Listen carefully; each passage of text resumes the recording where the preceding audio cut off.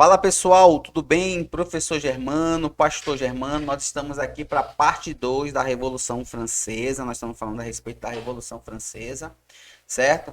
Mas é logo mais, depois da nossa vinheta.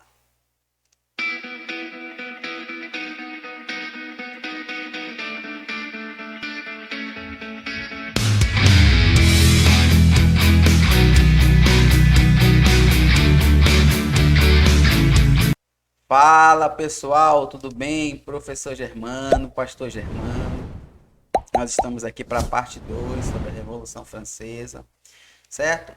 E aí, antes de nós iniciarmos propriamente dito, o que foi a Revolução Francesa, que nós vamos dar continuidade, nós vimos, pessoal, que a França estava passando por graves crises, né? Uma crise econômica, a crise social e a crise política, certo? E aí, o Luís XVI, para tentar resolver aqui essa crise lá na França, ele vai aumentar os impostos. Só que para aumentar os impostos, pessoal, ele precisa convocar a Assembleia Geral dos Estados, certo? E você viu que essa Assembleia ela não tinha se reunido durante 175 anos, então ficaram sem reunião aí, certo? E aí o que vai acontecer? Vai acontecer o seguinte: o clero não queria perder os privilégios, nem a nobreza, então os dois vão se juntar, certo? Um voto do clero, um voto dos nobres para que continue aí o pagamento de imposto pelo povo, certo? E aí nós vimos aí também no decorrer das aulas que isso daí vai enfraquecer o absolutismo, certo? E aí eu quero compartilhar aqui minha tela com você agora, que nós vamos dar continuidade a esse processo aí sobre a Revolução Francesa. Então nós vimos aí na aula passada, né, que justamente aí se reuniram a Assembleia Geral dos Estados e aí eles tentaram decidir para que o povo pagasse aí a conta, né, ou pagasse os tributos, para que o clero e os nobres não perdessem seus privilégios, certo? E aí olha o que vai acontecer, pessoal. Com isso vai acontecer a Revolução Francesa, certo? Isso aí foi um processo complexo que durou mais ou menos 10 anos, né? 10 anos, na verdade, né? 1789 a 1799, certo?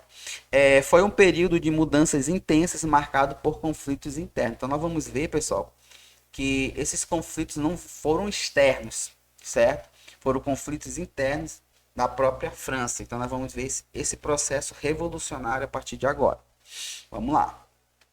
O que mais? Em 1789, os deputados do terceiro estado, eles vão romper com a Assembleia dos Estados Gerais, certo? E aí eles vão proclamar o quê? Uma Assembleia Nacional Constituinte. Qual era o objetivo dessa Assembleia, pessoal? O objetivo era justamente criar uma Constituição e limitar o poder do rei, algo que foi parecido com o que aconteceu lá na Revolução Inglesa. Vocês lembram lá que o parlamento ele cria aí a Constituição, tudinho tal, certo? Justamente para poder limitar esse poder do rei, certo? Nós estamos falando aqui numa França, onde a monarquia ela é absolutista, certo? A monarquia absolutista é quando o rei manda e as pessoas simplesmente obedecem, certo? E aí percebam que aqui eles vão romper, certo?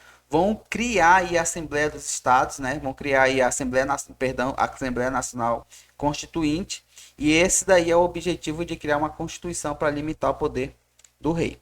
Vamos lá. O que mais?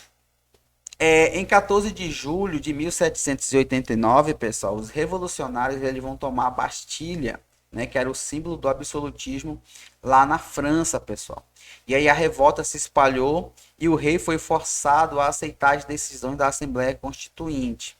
O que vai acontecer? Quando ele aceita, vai abolir o regimento feudal e o privilégio da nobreza e do clero. Então, perceba que agora o poder do rei está sendo limitado por uma constituição, né? E aí tanto os nobres como o clero estão perdendo privilégios, certo? Então, perceba que o povo se revoltou, o povo não queria mais aceitar essa desigualdade, só está pagando imposto, enquanto que o clero e os nobres tinham bastante privilégio. Então o povo se revoltou, certo? E aí olha o povo tomando aí a Bastilha, né? Só tomar uma água, pessoal. A Bastilha. Então vamos lá. E aí, o que, que vai acontecer, pessoal? Em 26 de agosto de 1789, também a Assembleia ela vai proclamar a Declaração dos Direitos do Homem e do Cidadão. Tudo isso daí, pessoal, tá com base lá no movimento iluminista, né, que aconteceu, certo? E aí esse movimento ele foi desencadeando algumas coisas no mundo, certo? Alguns movimentos. E aí olha o que está sendo proclamado agora aqui na França: liberdade e igualdade perante a lei, direito à propriedade e resistência contra a opressão, participação política dos cidadãos. Percebo que os cidadãos não tinham tanto privilégio. Então, essa declaração já trazia, querendo ou não, algum privilégio para os cidadãos ou para o povo, né? Em 1790, terras da igreja foram confiscadas e muitos sacerdotes e monarquistas fugiram, organizando resistência no exterior. Então perceba que aqui na França está o maior caos. O pessoal está fazendo mudanças, né? Então confiscando as coisas, certo? E aí o povo está fugindo para o exterior, para outros países. Então vamos lá. A monarquia constitucional. Em 1791, a Assembleia aprovou uma constituição, no caso que vai transformar a França em uma monarquia constitucional. É algo parecido com o que aconteceu na Inglaterra, pessoal. Certo? Lá na Inglaterra ficou, nós já aprendemos aí na Revolução Inglesa, né?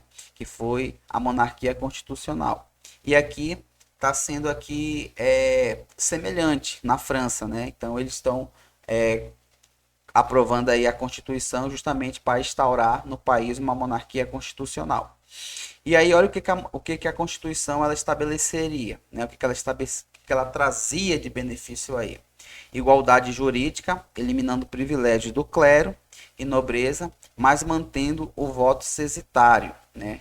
Excluindo 80% da população.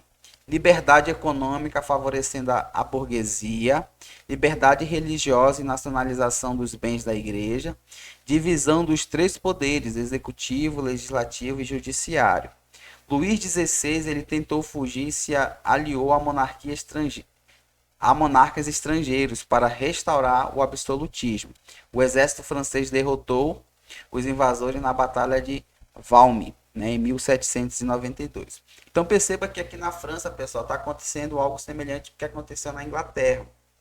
Nós estamos aqui instaurando aqui uma constituição, nós estamos instaurando agora uma monarquia constitucional, onde essa constituição ela vai limitar o poder do rei, certo? Então o rei ele não vai ser mais absolutista, né? Então o que vai limitar esse poder dele vai ser essa constituição.